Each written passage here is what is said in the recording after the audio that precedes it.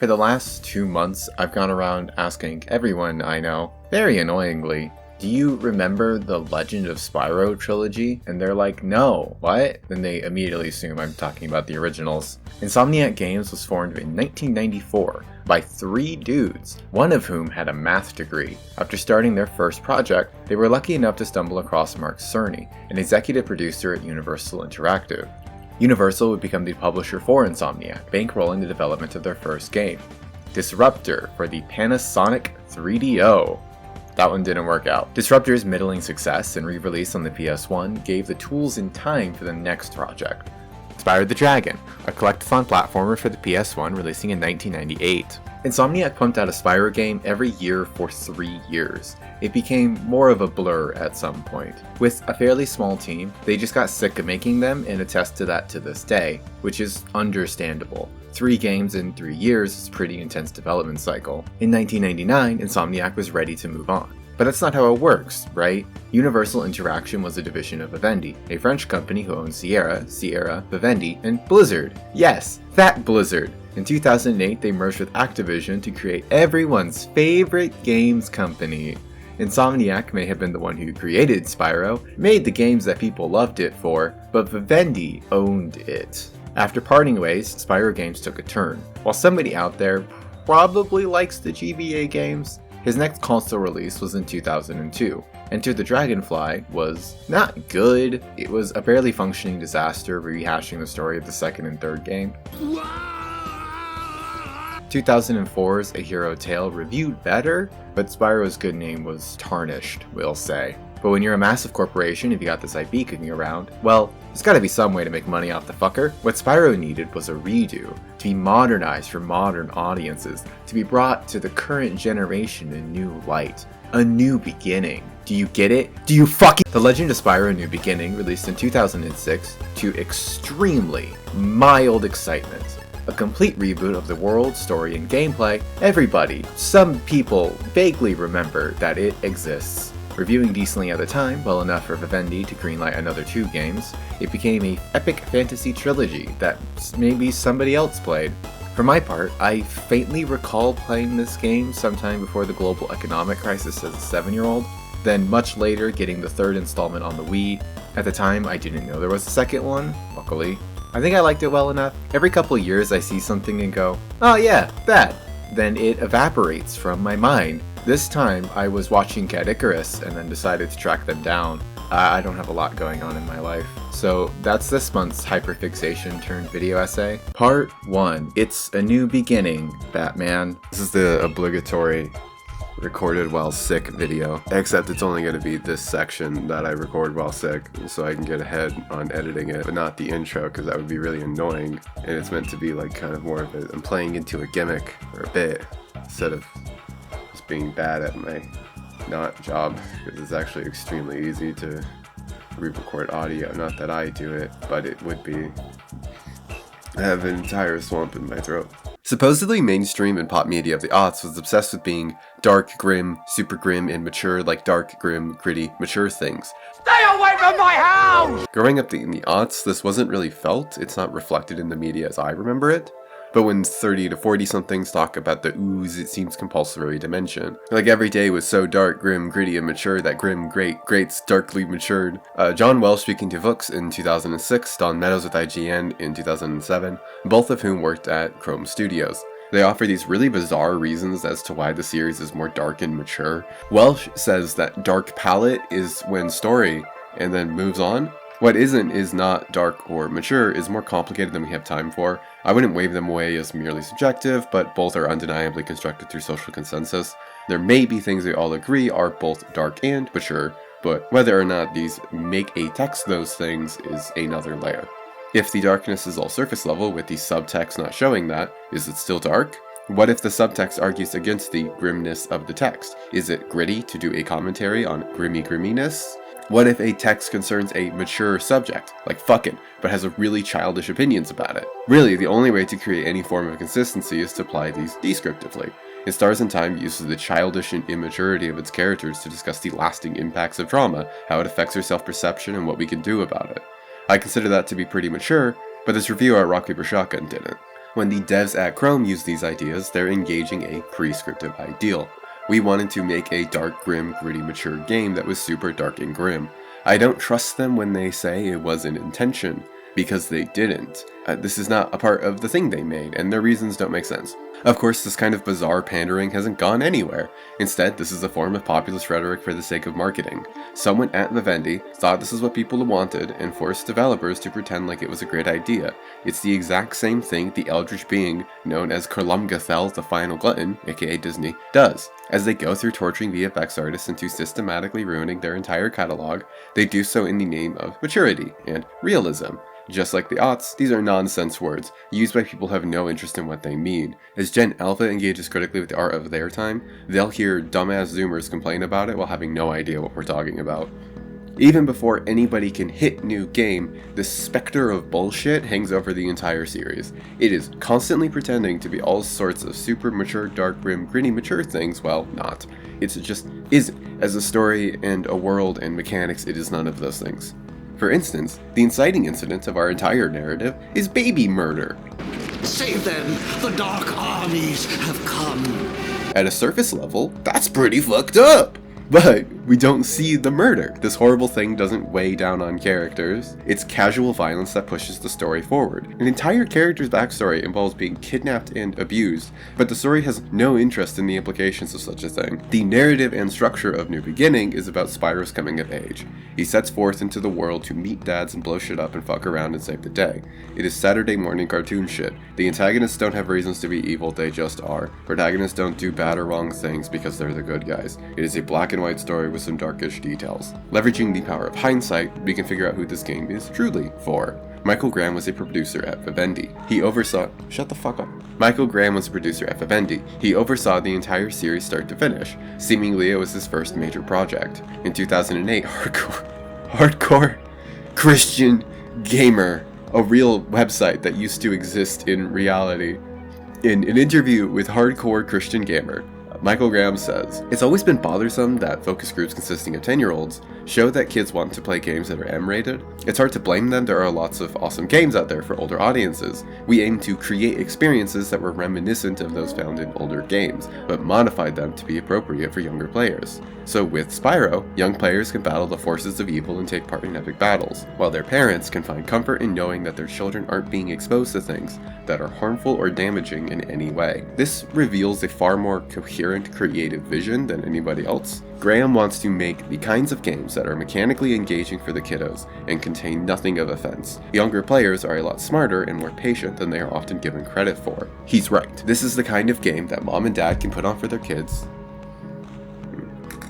If you want to talk prose writing, I'm realizing that I tend to write far too much in abstraction because I think it's better for communication, but it really makes my concrete writing suffer. This is the kind of game that mom and dad can put on for their kids on lazy weekday evenings. As they pop in and out of the living room, making dinner, doing taxes, it's not for them to play, but they can watch and hang out, be with their kids. It's comfortable background noise. I don't think Graham knew this stepping into the project. New Beginning and Eternal Night are kind of tonal messes.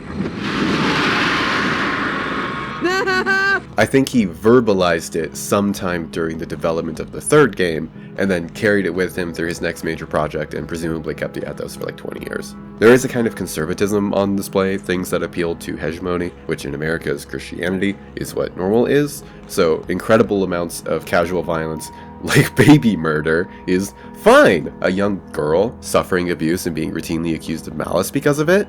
Normal. 1,300 words into this section, we can begin newly. Maybe I should have structured it differently. The opening cutscene covers the aforementioned baby murder, with Ignitus taking the purple egg away from the baby murderers. Spyro is the purple egg. It is extremely important who is and is not purple. Our story begins with the literal birth of the protagonist. One of its central conceits is the color. He happens to be real dark and mature, guys. Spyro is then raised by dragonflies. Thinking himself also a dragonfly, Sparks... Sorry. They play it like that for like 20 minutes. And then he just drops it entirely. He's just like, oh, I'm not. And then we all move on. It's such a weird fucking thing to start. Like, you can just imply that he knows something's different, and that would make it a far more interesting character trait. And that way, as the story moves forward, things make sense more. Like, it's such an easy fix. And why is it like that? Sparks has been recast as his adoptive brother, who's a fat phobic asshole for some reason. Yeah, excuses. Catch up or give up, Chunky. Sparks is supposed to be the comedic relief sidekick. On occasion, these jokes did make me chuckle slightly. I'll give you that. I had to hit it. And when I did, the power of 1,000 suns surged through my body. Right. Okay. Well, you know what? You should really sleep better. You know, I'm gonna stop bugging you. You really need to get 8 hours. The one thing Sparks does in this entire series is complain about how he doesn't want to be here. Flying dragons and war and horrible... This is bad stuff, alright? I don't know if we're hearing the same thing. Yes. Sparks wishes he wasn't a part of this.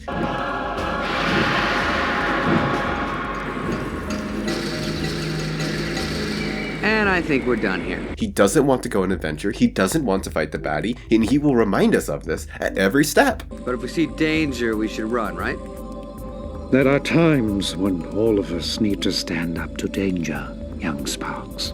Yeah, maybe next month, next summer, perhaps next year. Fundamentally flawed idea for a character in general, and the execution is mediocre at best. So I won't be mentioning him very much.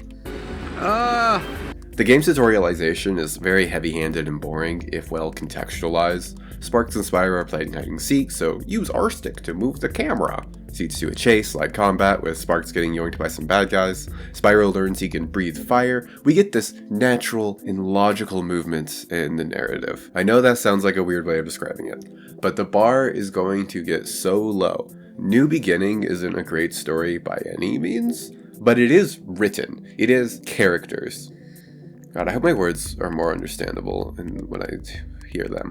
It contains dialogue between those characters. Some of them even have motives and traits. It is a complete narrative that makes sense and is enjoyable on its own merits.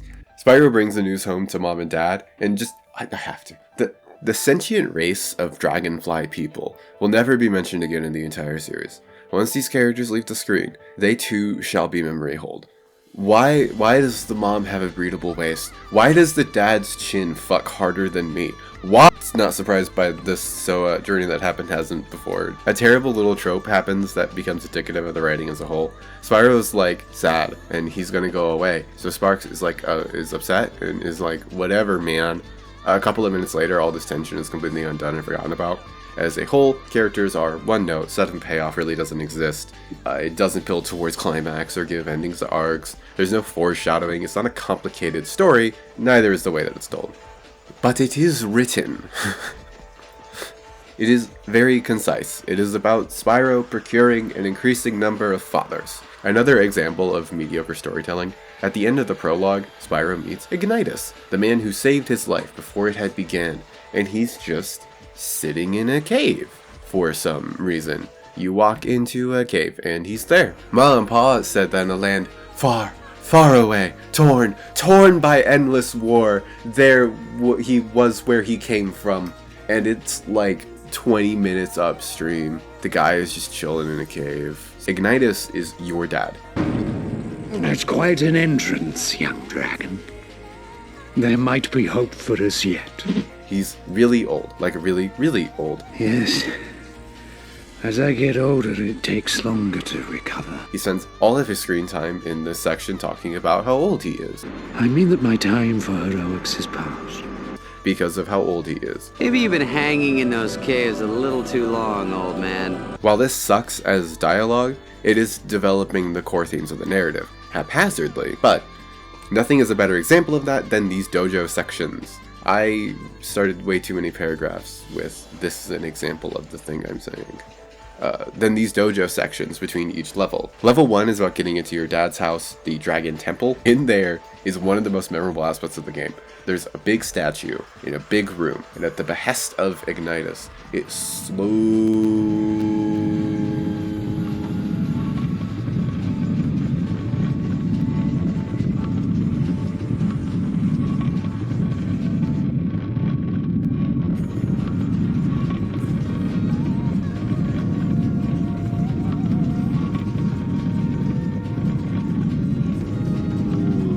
disappears into the ground and is covered by a stone aperture.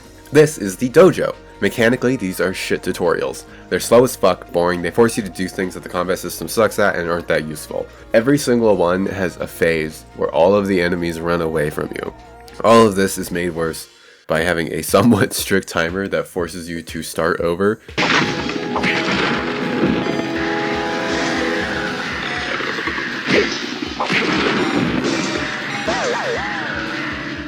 Back for more? This way, oh Mauve one. These are like 10 minutes, and Kid Me got stuck here an hour every time. I still kind of love them, because narratively, these are the story. Spyro is a young dragon coming into his own. He must bear the burden of the past, with the guidance of the last generation, those who have failed and learned to be better. With their help, he's able to grow and shoulder the weight of history. The Ludo narrative is immaculate here. You're sat down in a room with an old guy yelling at you. It's root memorization and practice and doing it again, and it sucks. If you wanted to learn how to fight, it would look a lot like this. Just some asshole telling you how bad your form is. The style you used earlier is crude, archaic, and obvious. But you got the job done. Thanks, I think. I'm halfway done. Fuck my tits. Ugh.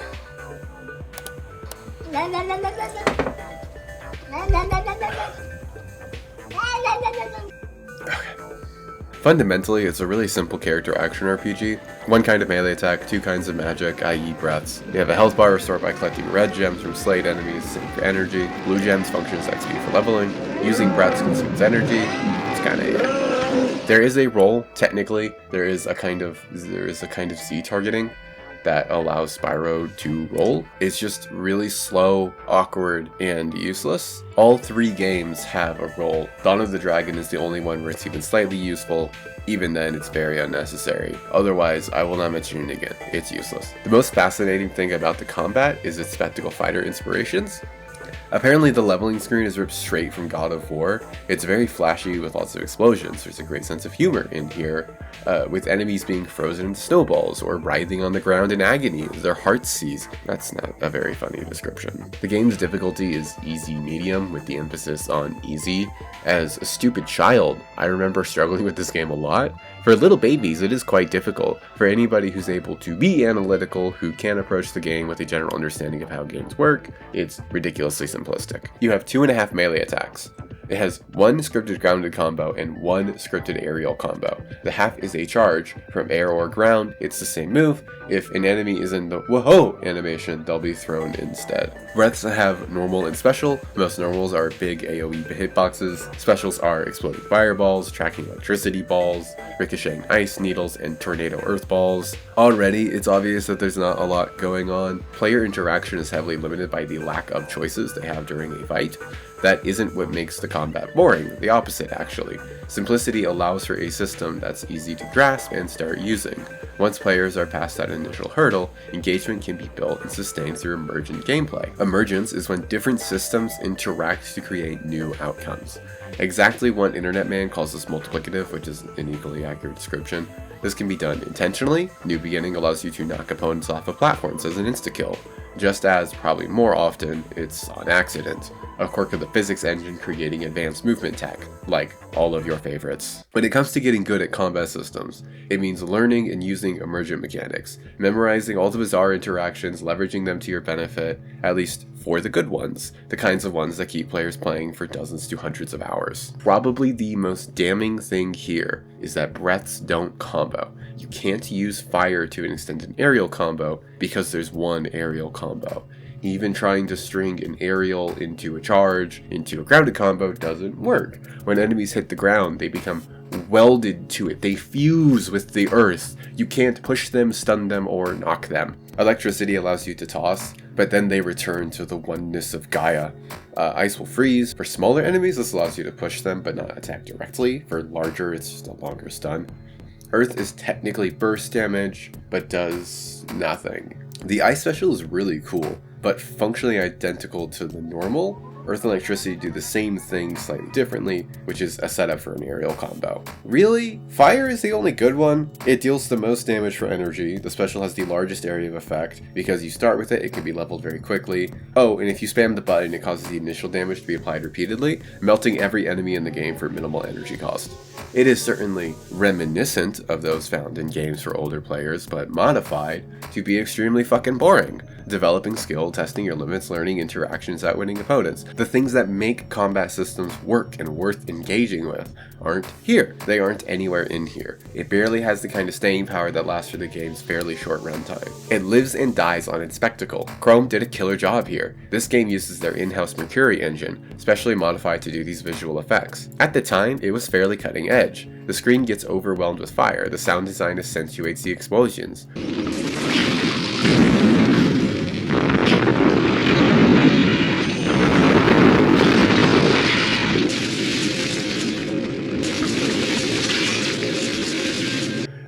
The game runs. Oh. It's genuinely the best part of the game. Considering the target demographic being youngish kids, this was the correct choice. These massive cartoonish explosions are what the game is. Children aren't going to be able to scrutinize the combat system, because they're like 7 and don't have basic reading comprehension. Giving them something nice to look at is more important in this context. For older players, it becomes glaringly obvious that these have replaced all other forms of progression. There are no melee upgrades, no health or energy upgrades, damage output does not substantially increase, if at all. The only progression is leveling brats. These give cursory increases to range and effectiveness, but really the only major benefit is bigger boom haha. If you've been looking at the screen, you may have noticed that there are 3 enemies. This game has 3 enemies. Small monk, medium monk, big monk, 3! They try to pad this out with level specific enemies. It works to some extent. In between fighting the same 3 guys over and over, you'll get to smack something else. Dreadwings are treated as almost mini-bosses on the occasion the developers remember to add them. They also changed the look of those 3 guys, which helps. The utter lack of enemy variety gets painful because there are so many fights. You can't go 10 feet without being trapped in an arena. Every single one is 3 waves minimum. There's no clear indication of progressing or ending. Some of these go on so long I thought it broke or I did something wrong. The final slog is an elevator that almost brought me to tears because I didn't want to. I didn't have the emotional strength to punch these dudes anymore. The game is about 7 hours long. It's 80% combat. Even the platforming and puzzles involve some amount of combat. It does not last. I'm very glad I'll never play this again. This is when I would counter myself with a compliment. The visuals? The game looks pretty good overall. The first hour has that cod brown chic, but the overall style is distinctive and fitting. It is a progression of the original trilogy, fitting of the PS2 and what the console could do. On occasion, levels have a beauty to them. Gameplay of those levels is pretty bland, though. Mainly, you fight 3 guys. Occasionally a set piece. I think I might be misremembering out of misguided charitability. Some platforming, things that could be considered puzzles, the strict linearity doesn't help. These challenges very much feel like independent sections taped together at the edges. There's no real feeling of progression or internal narrative, just walking a straight line until the boss shows up and you can leave. The Earth and Fire levels try to have story arcs tied to them. In the Sky Islands, you save a guy and he's an asshole to Spyro for no reason. You catch up with him a few times and he's like, fuck off, you weak little bitch. You can't possibly face the god of the shrine alone. And then you kill his god and he's like, well, golly gee, and is never seen again. You have subdued. The volcano has mole guys who are enslaved in French. Well, you did your part. Now I will do mine. Your friend is being kept in the center of the volcano. The only population who deserves to be enslaved. Maybe I don't like that joke. Nah, fuck. Moliere. I am Molière, leader of the manware smells. Yes, that's what they named him. Is like, oh, save my brother, and then you do, because you have to. Molière is alive. Oh, wonderful news. But why did he send you here? He goes, thank you. But be careful. The conductor and his maniacal locomotive will surely be close by. Returning to the game's core narrative, basically, Cynder is a bad, and she's doing the bad stuff. Ignitus There's so much happening in my face. Ignitus wants you to stop her, and step 1 is freeing all his fellow guardians. She's doing something to them with something to achieve something. Only that, she also left with a glowing yellow orb, and I believe that I somehow powered it. It's unclear what her goals are up until the final moments of the game. What I'm saying is that Cynder is harnessing the Guardian's power to unlock a portal that must never be opened. Spyro is sent to get the Ice Fortress, to get Voltaire, the Skylands, to get Cold, and as big isn't it? Boy, is it big. To get Terrador. This leads to Ignitus getting hot, getting got, so you somehow know to go to the electricity place to get him. Cynder then does the thing, the Dark Master, then you punch her into space. Again, ridiculously simplistic narrative. Every Guardian except Ignitus has a really shallow character gimmick. Nothing to slow that electric tongue of yours from incessantly wagging.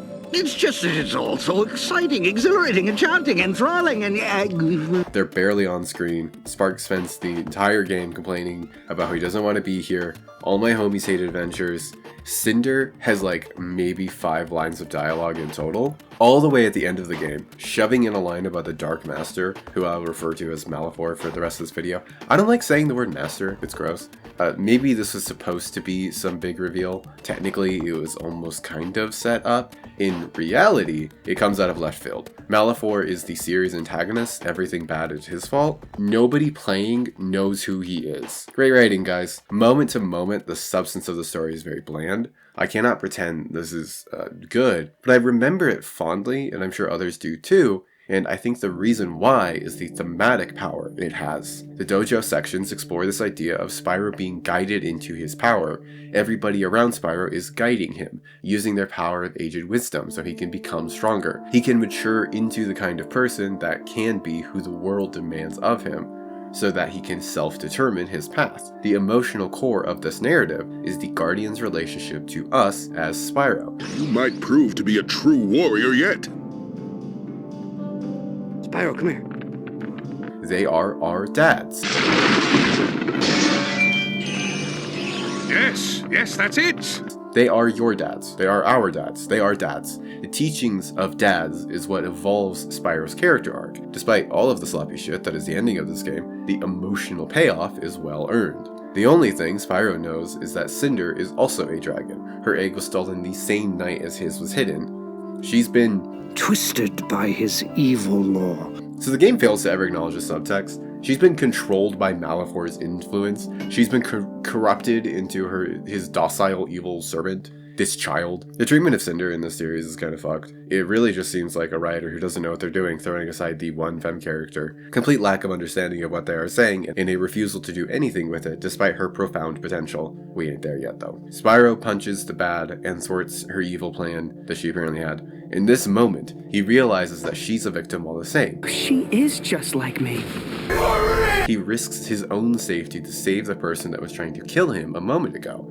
That's what it means to grow up, to understand that things aren't simple, that some of those who hurt you don't even want to. The power of self he expresses in this moment makes this story.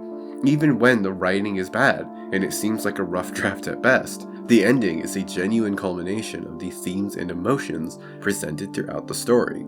It is quite good. Likely the reason the people who played this have any kind thoughts from back then. Compared to playing almost anything else, this game really isn't worth going back to. It's not worth your time. But in those moments of almost compassion, it deserves its awkward little spot in history and hearts. Cynder, ever since I failed the night of the raid, I've dreamt of this day. It wasn't just you, Ignitus. We all failed. Be that as it may, we're together again now. Thanks to Spyro. Well done, young dragon. And I think my voice is giving out, and I am done, and that is awesome. I am going to take a nap and play RAINWORLD. Part 2. Eternal Night is trash! I'm no longer sick, in case you couldn't gather. So this is kind of weird for me. I realized pretty early on that doing a project on something I think is bad sucks. I have to invest an incredible amount of time and energy on something that is ultimately a misplaced grievance. The internet as a whole adores irreverent bullshit. The world is overflowing with horror and agony and violence, highlighting our meat prisons as an entropic nightmare, the inevitability of tragedy and death that hangs over every moment of our futile, temporary, petty existences.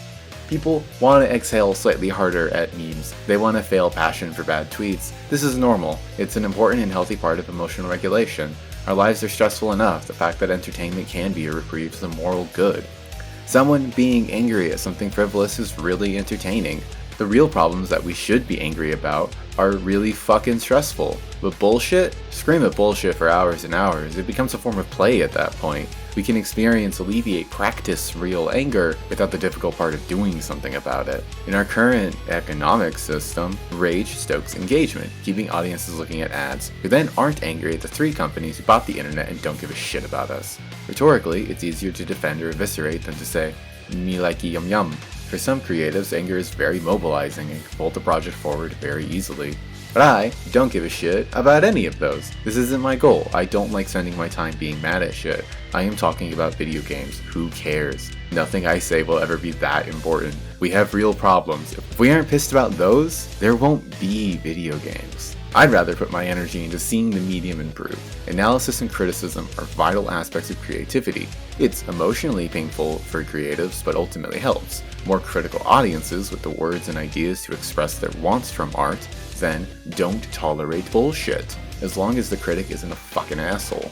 All of us have to operate in good faith where the good parts don't happen. Eternal Night does not accomplish anything for me, what I want. It is a very uncomplicated kind of bad. There's not much to learn from its failings. It never gets so bad to wrap back around to being worthwhile. It doesn't have redeeming features or bizarre quirks that could make people like it. It is a bland, straight-to-DVD sequel that time justly forgot. Before, real quick, I have to shove an aside about the voice actors in here. Purple Boy is rather infamously voiced by Elijah Woods. We recently caught up with one of the biggest names in Hollywood, Elijah Wood, to talk about his role on Spyro Dawn of the Dragon and find out what it's like to be a Hollywood hardcore gamer. Ignitus by Gary Oldman, and Sparks by who cares? I keep forgetting to bother mentioning this because there's nothing to it.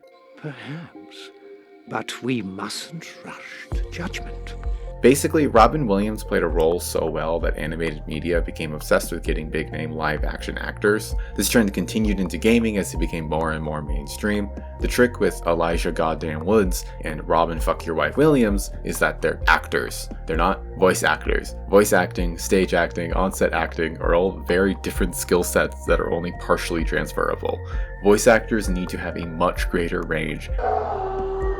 They need to have more control over their voice, they need to know how to embody character within voice. But if it is true, it is unsettling that the re-emergence of the Chronicler would coincide with an attack on the temple. I thought you'd like to know that the little abomination is... Elijah Woods is a fantastic actor. He's been typecast as plucky, soft white boy going on fantasy adventure in which he must resist becoming cynical and hard. He's pretty good at that. Gary Oldman absolutely makes the script sing. Young dragon, you've been keeping secrets. Sure. If the stories of the Chronicler are true. But they're not voice actors. They don't have the other skills needed to voice act. How does working on a game in this capacity differ from working in a film? Any voiceover work is slightly different than working on a film, mainly because you're not at all relying on yourself physically. I mean, it's a purely vocal performance. But I think that the character work that goes into it is very much the same considerations, understanding who that character is and where he's meant to go. I'll never understand why Woods and Oldman decided to rephrase these roles 3 times in a row. Cyril, the city is burning. See what you can do about it. Maybe it was the pay, maybe they just really believed in the project, but I do know they'll never hold a candle to somebody like Cree Summers. Persistent little fellow, aren't you? An actual voice actress, who by 2006 had been in Rugrats, Ben 10, Lilo and Stitch, Fallout, Baldur's Gate, M&M's video game? Unimpressed. Kids Next Door? The problem with celebrities attempting to be voice talent is that they tend to suck up all the oxygen and the money in the room. Voice actors should voice act because they're really fucking good at it. You are the ideal human. Strong, vigilant, obedient. Until career VAs get the recognition they deserve, we're going to be stuck with overpriced talent that has the wrong skill set. Bitch, I will impregnate you with my triplets! My voice passes. I'm going to start with genuine improvements. Chrome has refined the visual style of the game and pushed their VFX even harder. Despite its worst performance, this game looks really good sometimes. They've polished and added to Spyro's melee animations. These look generally noticeably better. Dialogue and scene direction is terrible. Open with a shot of Big Face Mountain. This is called the Well of Souls. That's some worthless information you have now. A beam of light appears and the camera punches into it, transitioning to the end of the first game. I don't know what was happening with the FMVs on both of these games. Most cutscenes are in-game, some use this cheap storybook style, then at random we get these washed out, shiny but grainy, kinda gross FMV things, like they microwave Spyro for too long. We start with a close-up of the archway, which pans further and further out, something that will not make sense to new players, it barely does to old happens. Then we pan all the way out, we get this wide shot of the space place, emphasizing pure power. It shouldn't, but it looks terrible. The shot makes sense on paper. Into the story proper, that scene is implied to be the dream Spyro was having before roped by Sparks, who now has a different VA. Hey Spyro, some night, huh? He talks about Cynder skulking away, implying that everybody's very stressed and mentioning that Spyro can't breathe breaths. There she was, sneaking out into the garden. She gives me the creeps, dude.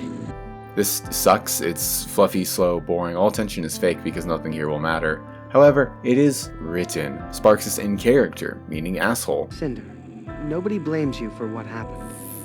Huh, I do. We're fluently expositing information while choices are made, thus pushing the story forward. The kind of basic qualities that are this form of fiction writing. There are about 3 scenes in the entire game that are like this, matching quality with the first having narrative and character, maybe even doing scary things like themes. Everything else is vapid, inefficient, boring, soulless, bland, amateurish, unedited, paper-thin crap. I don't know. My roommate could be more fun though. I thought I told you to be quiet, fool. And you, get ready to fight. It's fighting time, baby. I mean more than really, hate those birds.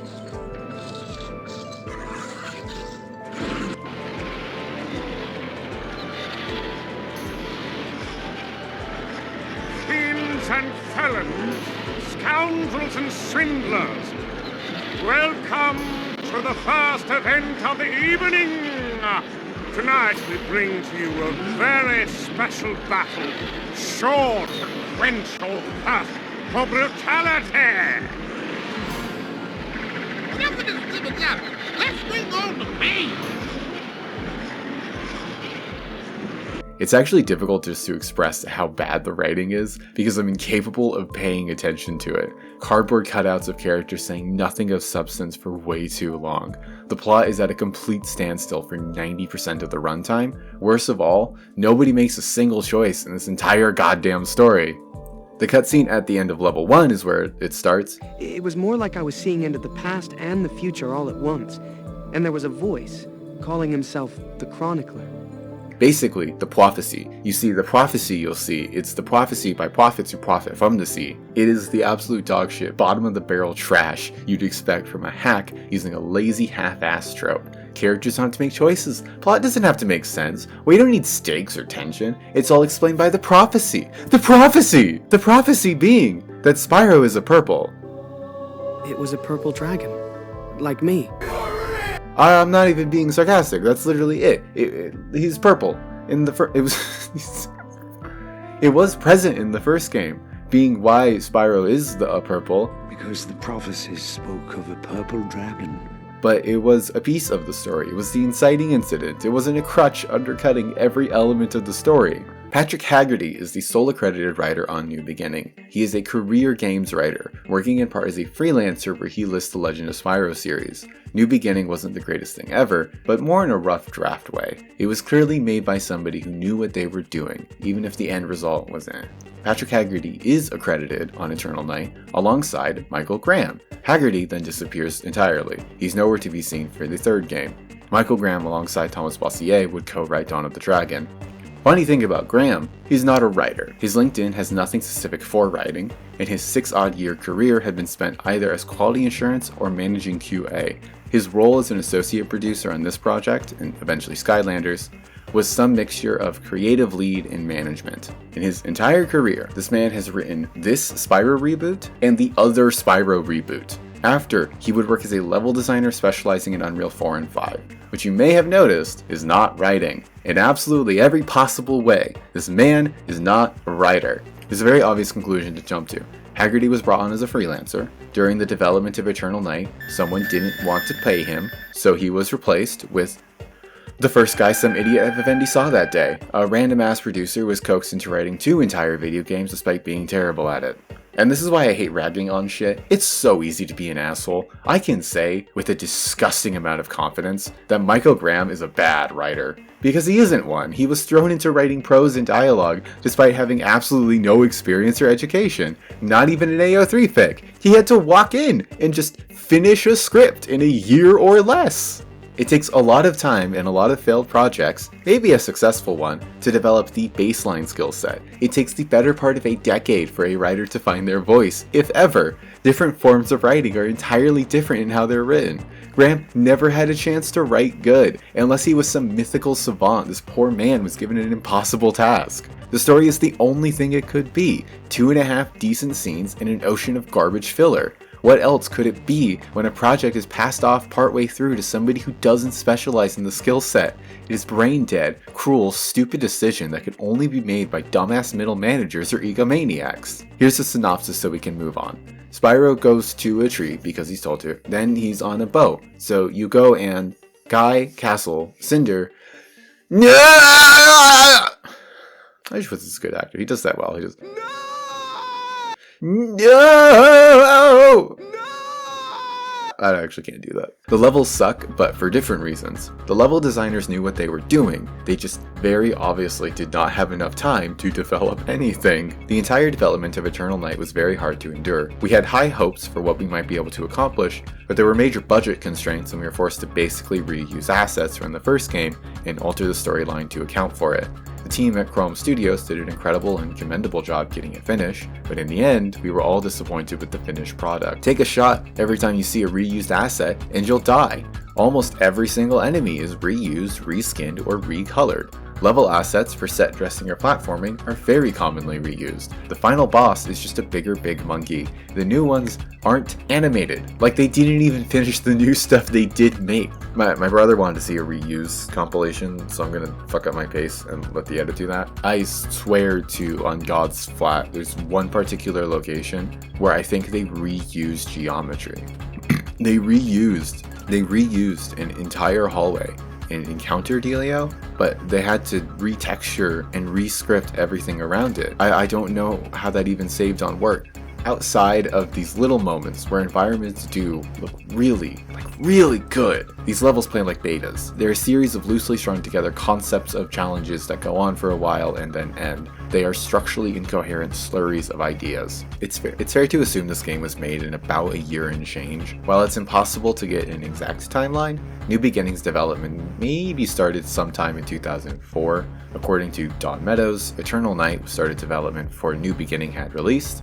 At best, that's mid to late 2006 to October 2007. In the IGN Australia interview, he spends a lot of time talking about the Wii version. Developing a functional input system for the combat on Wii was apparently quite the ordeal. I'm sure it was worth the effort. There are lots of things that bother me about this particular interview, but it's this final comment we must discuss. We were really encouraged by the number of people that commented on the strength of the story in the New Beginning. And be rest assured, a lot of blood, sweat, and tears went into making this one better in all departments. Sorry, that's the wrong one. I just want to point it out because it's really stupid. How can anybody be this confident? The broader comments are too easy, not enough jumps and puzzles, and the boss is not challenging enough, have all been addressed. All been addressed. They've all been addressed. This makes me go insane. The easy ones first. Dawn is correct in saying the game has more platforming. It certainly does have more dedicated platforming sections. Sure. Puzzles? Feels like we're stretching the definition of that word, but fine. There's a heavier presence of puzzle elements throughout the game. Are these net improvements? Not really, but that goes back to the unfinishedness of the levels. We have bigger problems. The broader comments are too easy. Because obviously, the problem with New Beginning is that it wasn't hard enough. Eternal Night's misguided attempt at difficulty is its death knell. It reveals the creative leads on this project did not know or did not care about their actual demographic. It is a toothless, vain, waste of time difficulty. Here's how it actually plays out.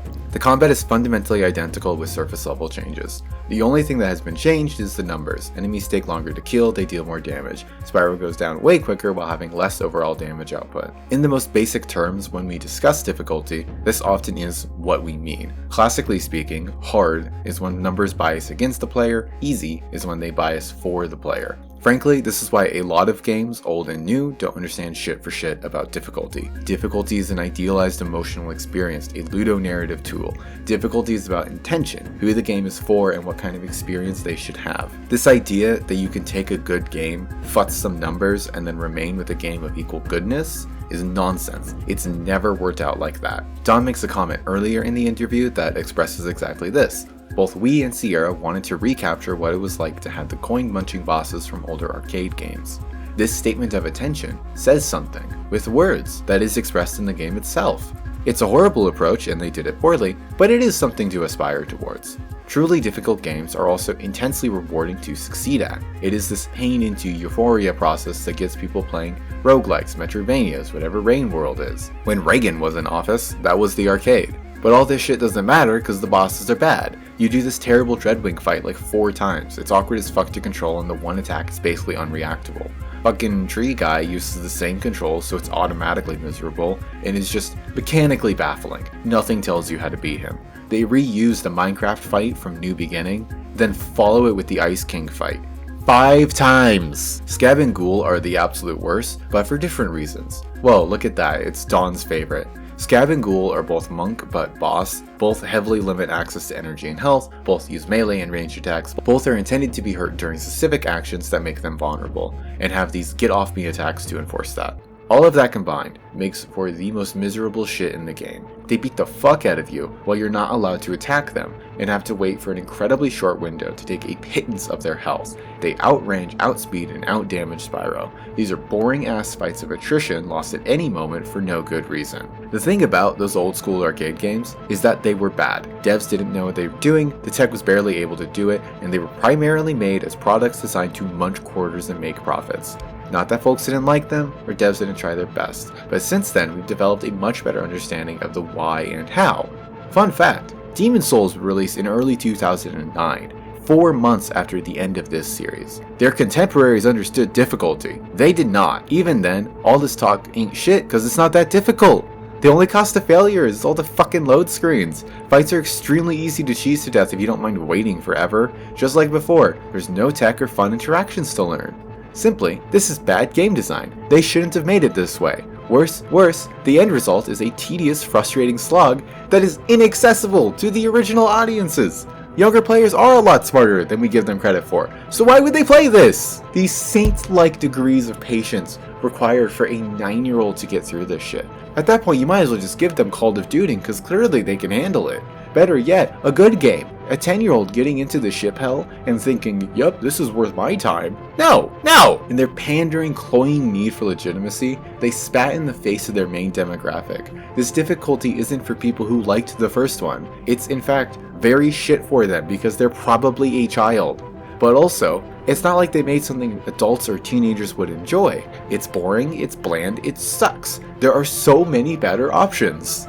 This bullshit of trying to make a game for everyone means it's for no one. Maybe the only one it's for is Chrome and Vivendi. Maybe it's for all the dust mites to make a lovely home. The fact that nobody course corrected that this was shoved onto shelves in this state, in-fucking-credible. I keep forgetting to mention the slowdown mechanic, probably because it's called Dragon Time. Literally just the first thing that popped in their head after playing Max Payne. Jesus Christ. It is bad. It's unsatisfying to use, it barely rewards anything, you can't do anything interesting with it, the timer's too short.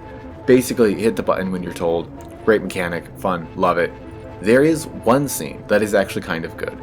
Throughout the game, the horrible tutorials for the brats, they're like the dojos without anything good and even longer. A guy named the Chronicler talks with Spyro. All of the dialogue in these scenes is bad. Chronicler? Are you there? I've done what you've asked of me, but I'm I'm afraid I'm lost. As long as the spirits of the ancestors are with you, you are never lost. Calm yourself, Spyro. And cool your thoughts. Do not let your fire control you. There are other elements at play. The power of ice also moves through you, just as the chilled winds whip through your wings. Let it expand. Basically, this is how Spyro knows he's doing the prophecy good, and the Crow Tickler is super pro-prophecy. He wants to build the prophecy wall. The whole game is a contrived series of bullshit events leading to Mr. Spyro standing in the same room with Conhistogram. This is after the section where you fight the same boss 4 times. The Chronicler then details all the details. He shows Spyro a book that contains bits and pieces of the future. The definitive nature of fate is called into question throughout the scene. Crownicer says that Cynder will be turned to the darkness, and Spyro calls bullshit. Am I supposed to sit here and do nothing while she joins them? Eternal Night, which is the thing that's happening, Horn Ickier has brought Spyro here just to survive it. To ride out this storm, where you'll be safe.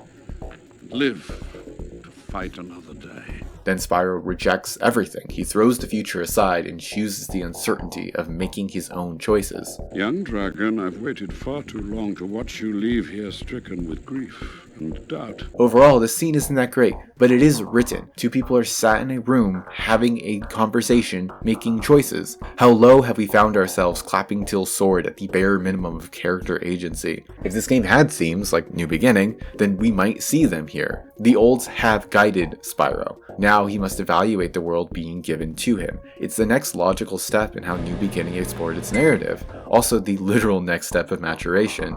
There is a version of this game that is on par, if not better, than New Beginning. But we got the one written by Michael Graham.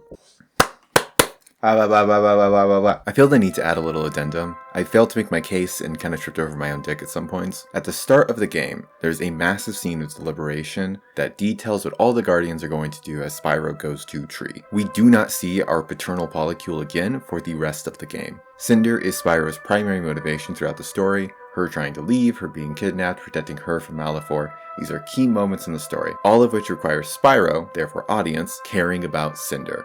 Cynder is in literally 5 scenes. We have no idea where she is or what she's doing for the first half of the game. When we finally see her again, we have no way of knowing how/why she's there. When I accuse something of being a rough draft or feeling amateurish, this is what I'm talking about. A 5-minute scene that's 90% superfluous information doesn't survive a second draft. Maybe they should have replaced that with anything about Cynder. If you've ever heard writing is rewriting, this is what people mean. They thought the Guardians were going to be relevant later in the story, so they made sure we know what was happening with them. Then as things developed, turns out it wasn't, and Cynder was way more important. The difference between good and bad writing is the willingness to fix that. Instead, show the audience Spyro's motivation. He wants to help Cynder. Now that he wants something, what if him tracking her down just so happened to lead to the big tree in the prophecy?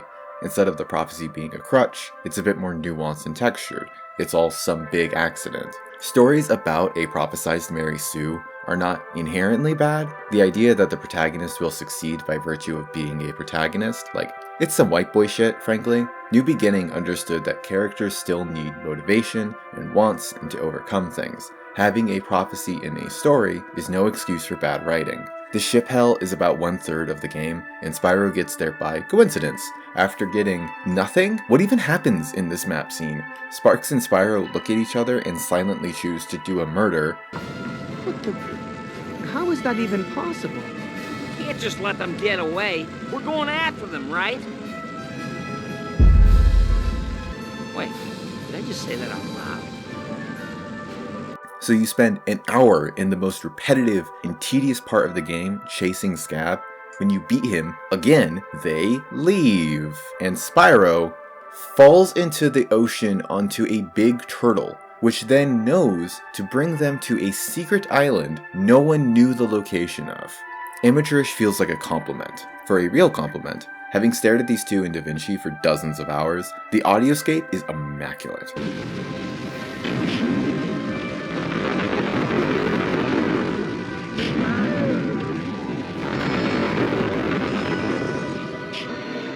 The The sound design of both of these games is absolutely fantastic.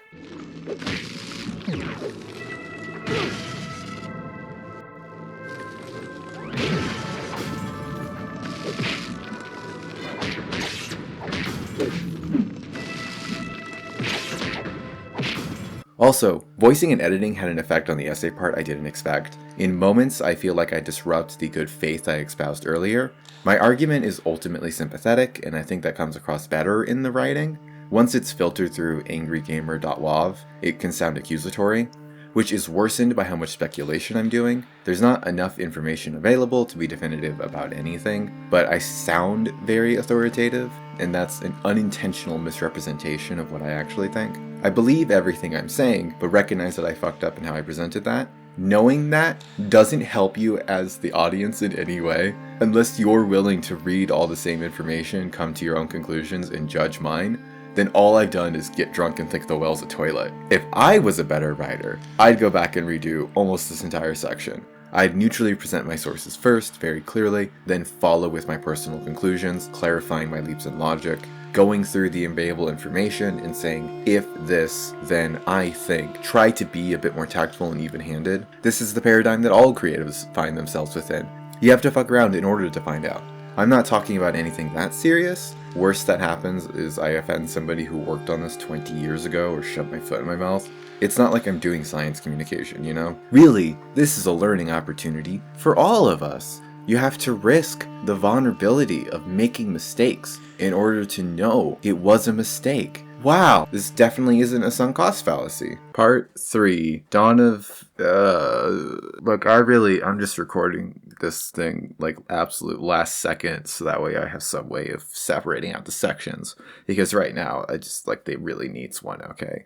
I don't care what part this is, you don't care what part this is, no one's ever given a shit about parts. Dawn of the Dragon looks really different. Wow, okay. The game starts with a shot of the Well of Souls, just like the last game told you it'd be relevant. Then a bunch of shit we've never seen before. Catboy, Bug Dudes, Magic Color, Sparks is a new VA. You know, a little stiff. Voice keeps changing, but I'm good. It's a really strong start. These grublins replace the monks as the dudes you punch. Having them free but also drag away Spyro and Cynder is a good way of getting players to dislike them instantly. The mystery of who this furry is builds some intrigue, then our combat tutorial is set in some underground arena where PNGs yell at us. The thing about the Dawn of the Dragon is that it's kind of the best one from a design perspective. But from a player's perspective, it's boring. That shouldn't be that way, right? The levels, combat, platforming, and puzzle elements are some of the best the series has seen, but the series' identity is gone. The story has withered into a dull husk of what could have been, and the game very clearly lacks the development time it needed. The game looks completely differently and plays very differently. That's because of the change in studio. Chrome and their Mercury engine is what has defined the last games of the series, but they're gone. Étrange La Belouse, a French development studio, picked up the reins. The question of the day is, why? There's probably some reason, but I certainly don't know it. The closest we can get is some comments from Graham, but there's no implication behind them. Switching studios for the third and last entry in a series is a deeply impractical decision. Just because Eternal Night was a flop doesn't mean abandoning Chrome was going to fix anything.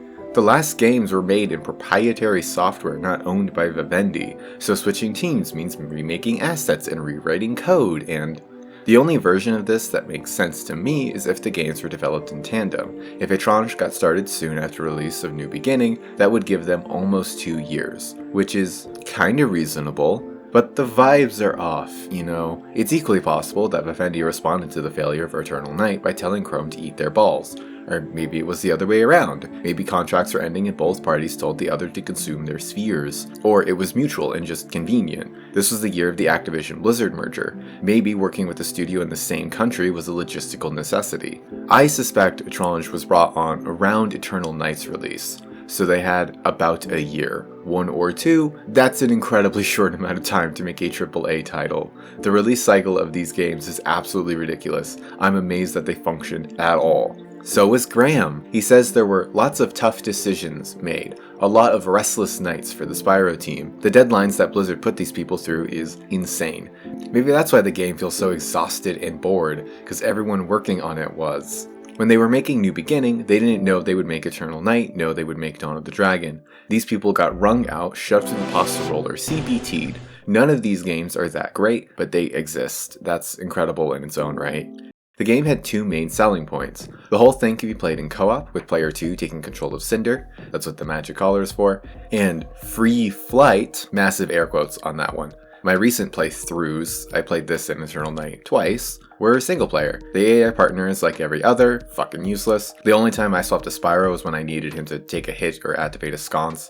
As a kid, getting to play this game with my older brother was really cool. We both liked the first one. This is back when co-op campaigns were somewhat novel. The free flight. That one's tricky. No, basically, you can fly at any point simply by double jumping. That is true. The freedom to go anywhere is not how this works. Every single aspect of where you are allowed to fly at any given point is predetermined. Every single level, every single change to that level has a custom-made series of magic flight boxes. Every level has invisible no-fly zones, magic turnaround borders, custom height limits depending what part of the floor you're over. There's absolutely not a drop of freedom in this system. The reason is obvious. Truly free flight would fucking annihilate the level design. This game is platforming in it. That doesn't work if you can literally fly. So instead, flight has to be heavily controlled. It is functionally a convoluted sprint button that takes several seconds to start and stop, that controls like ass, and is completely unreadable with arbitrarily enforced rules. Bit off a bit more than they could chew with that one. Combat has some of the biggest changes overall. Any and all spectacle is gone. We fully succumb to being an off-brand. Sometimes demons get sad. Hilariously, this is the only one with an actual combo system. Light and heavy attacks, grabs with aerial variants, on top of the normal and special breath attacks. The game has a combo counter. It does literally nothing else, but it has one. They've gone back to the easy medium difficulty level of New Beginning. At the very least, this game has the bones of a great system. Theoretically, someone could actually engage with it and reach a high skill level, or whatever I said earlier. It's not quite enough to make anybody need to. That's not the problem. Easier difficulty is a very good choice considering the target demographic. The problems are conveyance, balancing, and enemy variety.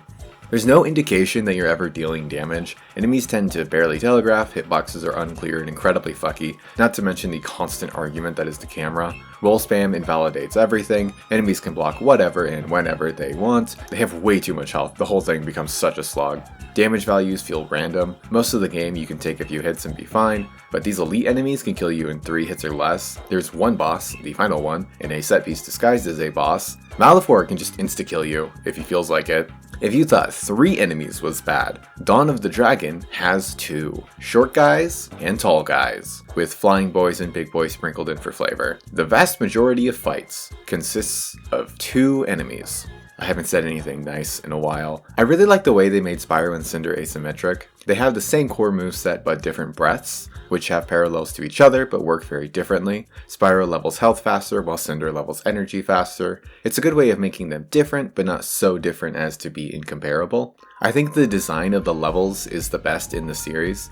That feels like such a weird thing to say because I can't think of a single one I liked playing through. Combat gets really boring, and basic movement is incredibly awkward, and the story is a goddamn tragedy, so I guess that makes sense. But Level 1 has to get a lot of tutorialization out of the way, do a bunch of setup and still be fun while introducing players to the core gameplay. It does, very well actually. Start with these linear segments and set pieces introducing important concepts, then it opens up to a big room that players are free to explore at their own pace, ending soon after with another linear section. That's the game in the nutshell. Etrange's approach promotes a lot of exploration, making the collectibles far more enjoyable, while also knowing how to cleverly railroad the player. Level 2 starts with the drama of this river cave, which is then used as windowing to show the night hanging over the valley. This level is comically short, it's a barely disguised straight line, I fucking hate this cliff, but it has some optional content that wraps back around vertically, so you can climb back up the waterfall. Level 3 is literally just an open field. This one has been burned into my head for a decade. It's a fucking field. Is there a more succinct metaphor for freedom and exploration? As mentioned, this game has platforming. It has a parkour system. The dragons can wall run. Mechanically, this is fine. The game has a heavy focus on vertical platforming. Doing a bunch of moss jumps can be almost satisfying. But, you know, the dragons have a wall run.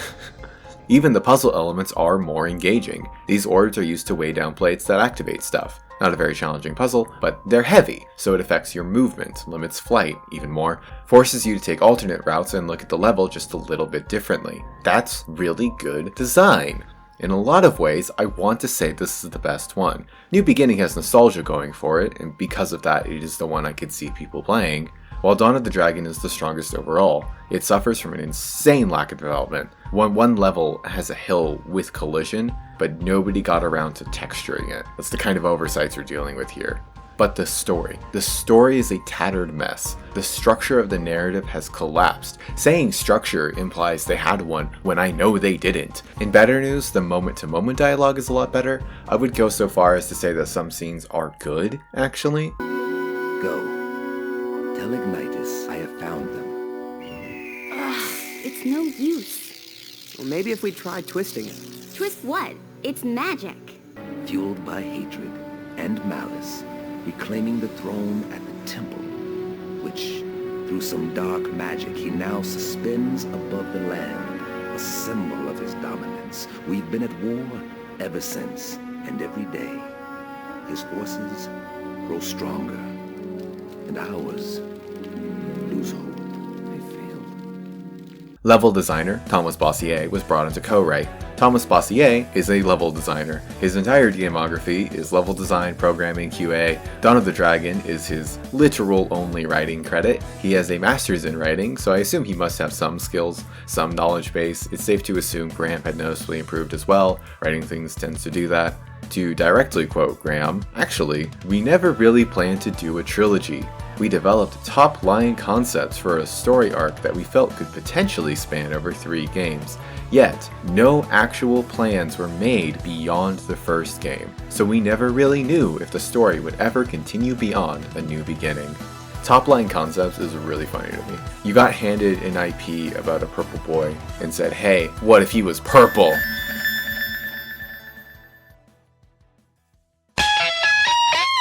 In writing, structuring and planning a story is an extraordinarily vital step. Not everyone agrees on how much you should do, some writers plan nearly everything. When I write an essay, I lay out my bullet points in a rough order and then figure it out as I go. It's very much an individual thing on how much you plan, but you have to plan. It's vital. It's a necessary step in writing anything. The bigger and more complicated something is, the more valuable planning becomes. If you're a writer type and you're listening and you think planning is dumb and you don't do it, you're wrong. You need to plan more. You have a plan. I know what I want to write before I get to the keyboard. Just jot down some notes. It's good practice. The Legend of Spyro is a serialized trilogy. It's supposed to be one whole narrative made of little things all in service to the wider story. Serialized fiction needs a lot of planning, but stepping into a project with absolutely no knowledge of whether or not you'll be making a second one means that it's impossible. You can't fucking plan for that. We felt could potentially span over 3 games is the best they got. That's fucking terrible. That's a horrifying position to be in, but a particularly clever team can pull through if you're willing to fly by the seat of your pants and make it work and just do what you can to make the good parts the best they can be. Then good stories are not a binary. Having consistent characterization, being funny, having an irreverent and humorous tone can tie the whole thing together. It's not impossible, just really, really difficult. TV shows are often stuck in this paradigm, and a lot of TV shows are really good. But Dawn of the Dragon is not. Dawn of the Dragon is a wet fart of the story. It is such a bland resuscitation of tropes lazily slapped together. Any hope of what made New Beginning work is deceased. It's a skeleton of something that could have been decent. All the way back to the start of the game, were you confused? Was it confusing that Spyro and Cynder were in a big crystal in a completely new place? Yeah? Well, I lived with that confusion for 13 years, you little piss baby! So angry, I slapped my microphone. I'm so angry. I'm gonna have sex with my girlfriend, I'm so mad. The start of the game makes sense to only the people who saw exactly the last cutscene of Eternal Night, which I technically mentioned earlier, and they never explain it. They never bothered to explain how or why this happened. If you went from New Beginning to Dawn of the Dragon, then nothing makes sense and it's never explained. There's a time skip of 3 years, and Spyro is like, 3 years?! That was nearly 3 years ago. What? 3 years? But that's impossible. Yes. And then it's never brought up again. The first character we meet is Hunter, a character from the original trilogy. He's the one that rescues Spyro and Cynder in level 1. He guides them out of the ruins, he's working with Ignitus, he's trying to get them to Dragon City. I didn't bring it up before, but there's a scene in Eternal Night that name drops Hunter of Avalon and implies he's gonna come help out Spyro. Then he's never mentioned again. The storyline of level 3 is all about gaining the respect of a guy. He's the leader of Hunter's village. They call this a village. Village. 3 pieces of wood and a fence. They call it a village. Village. Several times. To the village. Find someone and he likes you now and tells you how to get to Dragon City. And then Hunter stops having a speaking role. The cat people are in the background of a few shots, but don't actually contribute to the story in any way after this. Same goes for the moles. I don't know what's happening with them at all, because why care? But they're here, and they're kind of goofy for levels 4 and It's gotta shoot! 5. Quick, we have to reload! Then No! Stay close to me! they just Don't leave me here alone! hang out. They're just in the background for a while. Please don't go away! What don't you understand? Then never mentioned again. Help me reload just one more time. It's been 3 years since Spyro saw his dads. For some players, it has also been 3 years. When we finally see them again, they're disappearing in between cuts. I think Cyril has literally one scene where he talks. Spyro, this way, quickly! Or ignore me at your peril. Is there a second one? Voltier has like 2. Terrador is the only one with a notable amount of dialogue. The beast moves too quickly. We can't possibly catch up with it. Although, the dads are a good example of how things have improved. You'd hope this scene has fanfare, that it has grandiosity, appropriate levels of epicness. And it does. We see them doing stuff. I don't like this part of the game. But this is good. I like dads. For the first half of the game, Spyro and Cynder get harassed by a big lizard man. The whole sequence that leads to defeating him I don't enjoy, but it's monumentous. It's a big deal. Yor did it. Then the entire game falls down a hill, off a cliff, into a spike pit, evaporates and condensates, then explodes. Immediately after beating the rock lizard man, a bigger, rockier lizard man shows up, the Destroyer. Nobody has any fucking context for what that is, or what the stakes are, or what to do about it, or why to care. But he's gonna blow up the world now.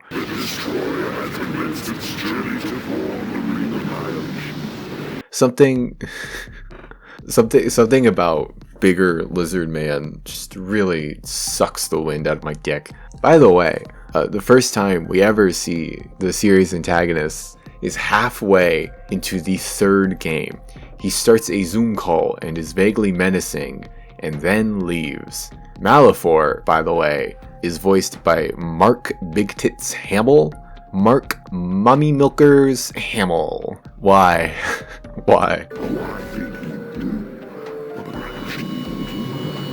Christina Ricci voices Cynder. I don't know who or care who Christina Ricci is. She definitely sounds like somebody who showed up to work that day. Spyro, stop! It's too late. You can't do anything for him now. No.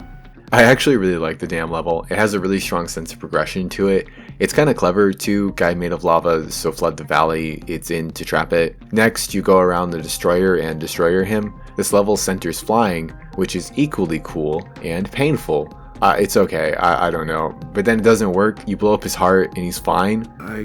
I don't know. It's most peculiar. Why? Fuck you. There's a ring of fire. You gotta get in it, so you do. But Ignitus dies. Ignitus fucking dies. Imagine your father dying. A lot of people don't have to imagine that. Sorry for bringing it up. This is my breaking point with the game. Nothing about this beat works because nothing about it has been set up. We have not built our way towards this. They have not earned making me sad over Ignitus. But the scene itself is okay. Spyro, Cynder, I have never done right by either of you. After New Beginning, it should be easy to pull on the player's heartstrings with this, but they forgot about him for a game and a half. He's barely in this one before dying, just like everything else. It just happens. Hunter happens, Lizard happens, Dragon City happens, Dam happens, Destroyer happens. It's a thing that's on screen for a while, and then it goes away. And this final approach to Malefor, A guy who was talked one time. Why give a shit? What is there to give a shit about? When we get the third fake out that Cynder is betraying Spyro, who cares? All of the drama at the grand finale of the series is so goofy. Because you've left me nothing to fight for. The destroyer goes into the volcano and the world is exploding, and Malefor is like, he gets surrounded by dragon ghosts and slurped by a rock.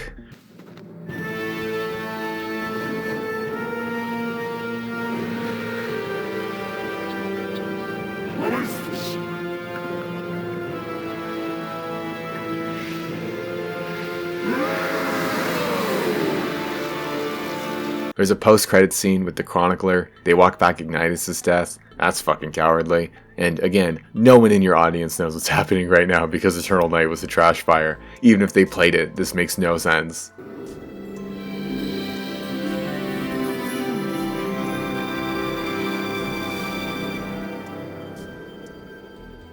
Well, Cynder says, "I love you," and that's a tragedy. That's absolutely terrible. If I had shits to give, I would be upset about this. The game can't decide if Spyro and her should have sibling or romantic banter. What is your problem? This can't be good. They drop any conflict between these two basically immediately. We'll have to move in unison. Follow my lead. Why should you leave? They barely have banter, and the writer is not skilled enough to distinguish between the two. This line probably confirms romantic banter. I'd hope not. Love can be familial, but this was the aughts where we had to have a girl on screen, so everybody knows that this twink is not gay, because boys kiss girls.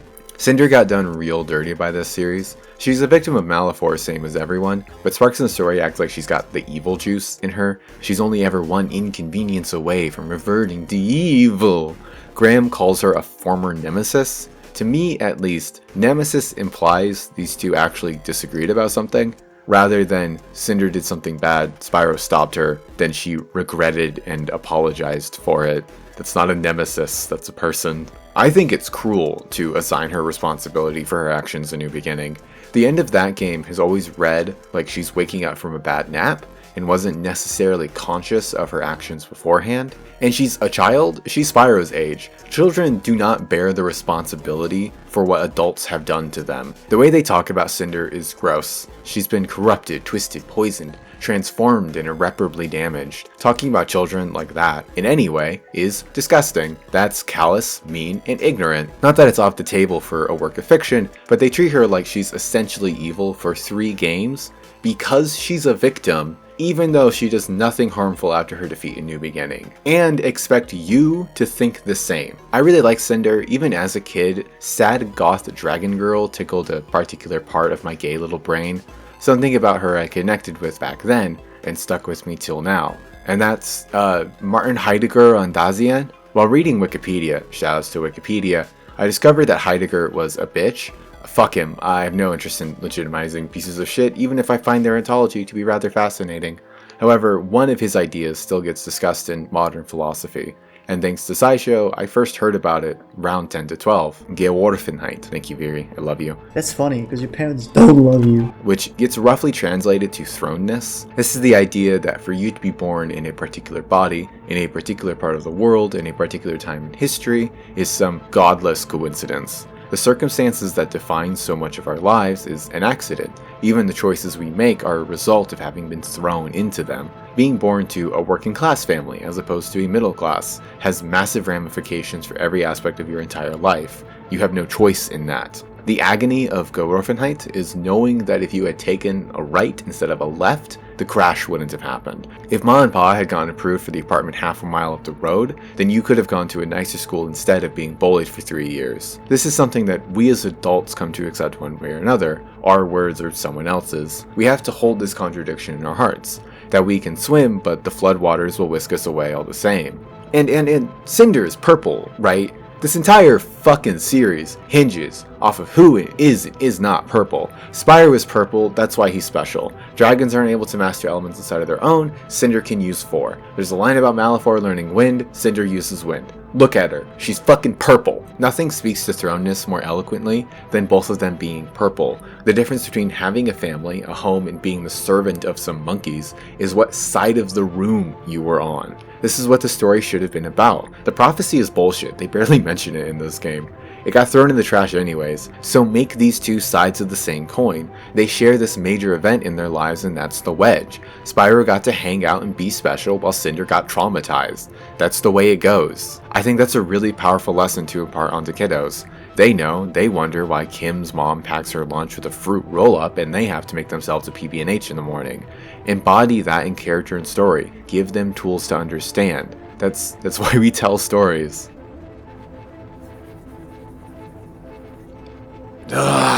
Okay, that's the video. Thank you for watching. I was very tempted to have an actual conclusion, and then I decided to cut it. And this is a sneaky way. This is a sneaky way of plugging the fact that you can go and read that conclusion for free on patreon.com, and then also you can pay me if you want to engage. Yeah, I something about like making really long projects. It's just like it makes me very glad to be done. It makes me very, very glad to be done. I never want to talk about Spyro again in my fucking life. If anybody mentions the color purple to me in the next 3 months, I'm gonna beat the shit out of them. So, never fucking looking at a Spyro again. I don't want to know who dragons are. I don't like dragons. Yeah, okay. That's it. I thought I had more to say. I like doing these post-script rambles because they're fun, but I'm having no fun because I just finally got this done. Like, it has been such a drag to get these last 15-ish minutes. Just get it done. Not even like, I can't even look over it because my computer's like DaVinci is constantly threatening to crash and running at like such a low frame rate that I can't even like check it. It's just like, I can't even look at it. I literally, like, mentally I can't look at it, and then technology wise I can't even look at it. So that's a bunch of tits. That's a bunch of tits and morale. Oh, I said I would do this, and I want to keep it up in the time being because I think it's kind of fun for me, and also it might get me more money. So not because I'm not greedy, I need it to live. But anybody who donates me, anybody who donates directly through Ko-fi and leaves a message, I will read the message at the end of the next video I make. So virtual I've never said this word out loud, virtual bought a coffee, which is meow and paws at you, or virtual bought a coffee, meows, purrs, and paws at you. That's it. Pay me. Bye. Please pay me. I'm asking like regular